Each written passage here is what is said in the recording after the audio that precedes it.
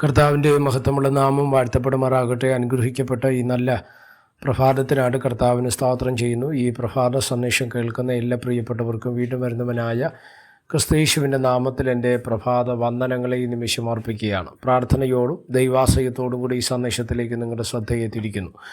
അപ്പോസ്തല പ്രവൃത്തികളുടെ പുസ്തകം 27-ാം അധ്യായം അതിൻ്റെ 44-ാമത്തെ വാക്യം. ആദ്യം ചാടി കരയ്ക്ക് പറ്റുവാനും ശേഷമുള്ളവർ പലകമേലും കപ്പലിൻ്റെ ഖണ്ഡങ്ങളുടെ മേലുമായി എത്തുവാനും കൽപ്പിച്ചു. ഇങ്ങനെ എല്ലാവരും കരയിലെത്തി രക്ഷപ്പെടുവാൻ സംഗതി വന്നു. ഈ വാക്യങ്ങൾക്കായിട്ട് ദൈവത്തിന് സ്തോത്രം ചെയ്യുന്നു. പൗലോസിൻ്റെ കപ്പൽ യാത്ര റോമിലേക്ക് കൈസറുടെ മുമ്പാകെ നിൽക്കണം എന്ന് യെരുശലേമിൽ നിന്ന് വിധി വന്ന് അങ്ങനെ കപ്പലിൽ പൗലോസും കൂടെ 275 പേരും യാത്ര ചെയ്യുന്ന ആ കപ്പൽ തകരുന്നൊരു മേഖലയുണ്ട് അല്ലേ.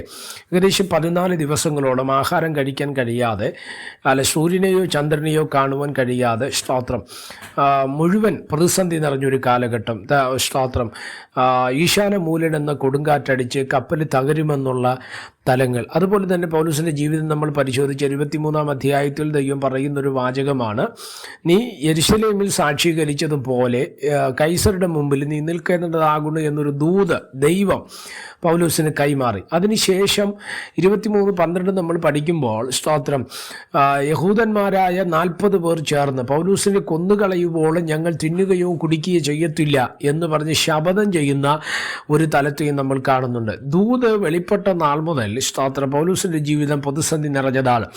അങ്ങനെയുള്ള ഒരു ശപഥം അവിടെ വെളിപ്പെട്ട് അതിൽ നിന്ന് കർത്താവ് പൗലോസിനെ രക്ഷപ്പെടുത്തി. എന്നിട്ട് കപ്പൽ യാത്ര വിവിധ തരത്തിലുള്ള ക്ലേശങ്ങൾ ഈ യാത്രകൾ സംഭവിക്കുന്നുണ്ട് അല്ലേ. 27-ാം അധ്യായം തന്നെ 20-ാമത് വാക്യത്തിലേക്കൊക്കെ വരുന്ന സമയത്ത് അവർ രക്ഷപ്പെടുമെന്നുള്ള ആശയെല്ലാം അറ്റുപോയി. അവർ വളരെ പട്ടിണി കിടന്നു എന്നൊക്കെ നമ്മൾ വായിക്കുന്നുണ്ട്. സ്തോത്രം. അപ്പോൾ തന്നെ പൗലോസിനോട് ദൈവം പറഞ്ഞതിനനുസരിച്ച് പൗലോസ് പറയുകയാണ്, കപ്പലിന് അല്ലാതെ നിങ്ങളുടെ ആരുടെയും പ്രാണന് ഹാനി വരികയില്ല എന്ന് പറയുന്നൊരു ഭാഗത്ത് നമുക്ക് കാണാൻ കഴിയുന്നുണ്ട്. അതുപോലെ സ്തോത്രം, അതിൻ്റെ 34-ാമത്തെ വാക്യത്തിലേക്ക് വരുമ്പോൾ, നിങ്ങളുടെ തലയിലെ ഒരു രോമം പോലും നഷ്ടമാകുകയില്ല എന്ന് പൗലോസ് പിന്നെയും ഉറപ്പിച്ച് പറയുകയാണ്. പക്ഷേ ഇതെല്ലാം സംഭവിക്കുമ്പോഴും പ്രതിസന്ധികൾ പൗലോസിനെ വിട്ട് മാറുന്നില്ല, കപ്പലിനെ വിട്ട് മാറുന്നില്ല. എന്നെ ശ്രദ്ധിക്കുന്ന ദൈവമക്കളോട് ഞാൻ പറയാം, നമ്മുടെ മേൽ ദൂതുണ്ട്, വാഗ്ദത്തമുണ്ട്, ശരിയാണ്. പക്ഷേ അപ്പോൾ തന്നെ അതിലേക്ക് നമ്മളെ എത്തിക്കാതിരിക്കാൻ തക്കവണ്ണമുള്ള തരത്തിലുള്ള പ്രതിസന്ധികളും കടന്നു വരുവാൻ തക്കവണ്ണമിട. കപ്പലിനല്ലാതെ ആരുടെയും പ്രാണന് ഹാനി വരികയില്ല എന്ന് പൗലോസിനോട് ദൈവം പറഞ്ഞ വാഗ്ദത്തം പോലെ തന്നെ കപ്പൽ തകർന്നു പോയിട്ടും ഒരാൾ പോലും നഷ്ടപ്പെട്ടു പോകുവാൻ ദൈവം അനുവദിച്ചില്ല.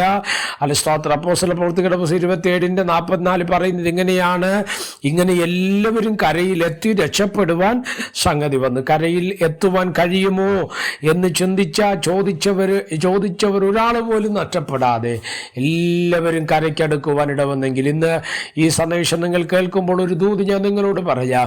കര കാണാൻ കഴിയാതെ, ഇല്ലെങ്കിൽ കരയെടുക്കാൻ കഴിയാതെ വരുന്ന സാഹചര്യങ്ങൾ നിങ്ങളുടെ ജീവിതത്തിനകത്തുണ്ടാകാം.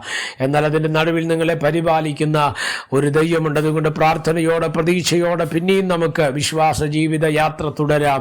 കർത്താവ് നമ്മെ സഹായിക്കട്ടെ. പ്രാർത്ഥിക്കാം. പരിശുദ്ധനായ ദൈവമേ, സ്വർഗീയ പിതാവേ, ഈ സന്ദേശത്തിനാണ് സ്തോത്രം. ഈ സന്ദേശം കേൾക്കുന്ന എല്ലാ പ്രിയപ്പെട്ടവരെ തൃക്കരങ്ങളിൽ തരുന്നു. ഈ സന്ദേശം അനേകർക്ക് അനുഗ്രഹവും ആശ്വാസവുമായി മാറുവാൻ ഇടയാക്കണം. അനേക ആയിരങ്ങൾക്ക് ഇത് പ്രയോജനപ്പെടണം. അതിനേക ആയിരങ്ങൾ ഇത് കാണുവാൻ സ്വർഗമിടയാക്കണം. മഹത്വം അങ്ങേക്ക് യേശു ക്രിസ്തുവിൻ നാമത്തിൽ തന്നെ. ആമേൻ. എല്ലാവരെയും ദൈവം അനുഗ്രഹിക്കട്ടെ. God bless you.